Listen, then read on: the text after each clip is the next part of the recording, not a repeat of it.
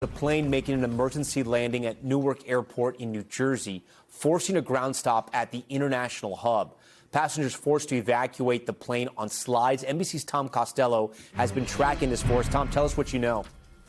As we speak, Tom, this was a JetBlue flight 543. It was actually going from Newark down to West Palm Beach. They left at about 5:30 p.m. and then developed some issue while in the air. So they came back and landed at Newark at 5:55, according to the FAA. The pilot was reporting some smoke in the cockpit. They came in, and he then requested fire rescue to take a look at the number one engine. That's the left side engine, to make sure that they didn't have some sort of a fire in the engine. That's why you have that response right there. They did evacuate passengers down the emergency chutes.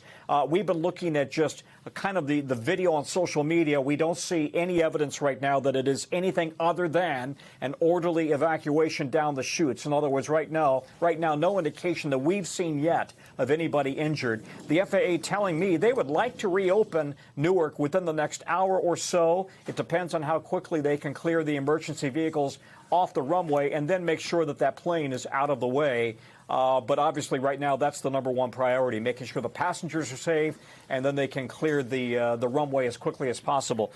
It probably came in, Tom. I'm looking at the runway diagram for Newark. You got runways 4 left and 4 right, and then if you come in the other way, it's 22 left and 22 right. I'm not sure which one of those two they came in on, but right now they're taking up a lot of real estate as you have the emergency response there on the ground. And Tom, before you go, it is protocol during these emergency landings like this on the runways to sort of shut down the airport at that point?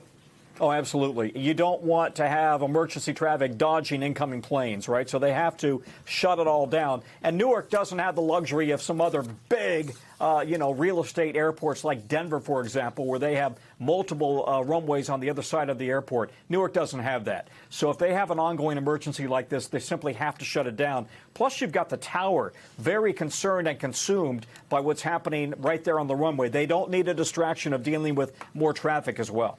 Okay, Tom Costello for us on that breaking news. Tom, we thank you for that. We thank you for watching. And remember, stay updated on breaking news and top stories on the NBC News app or watch live on our YouTube channel.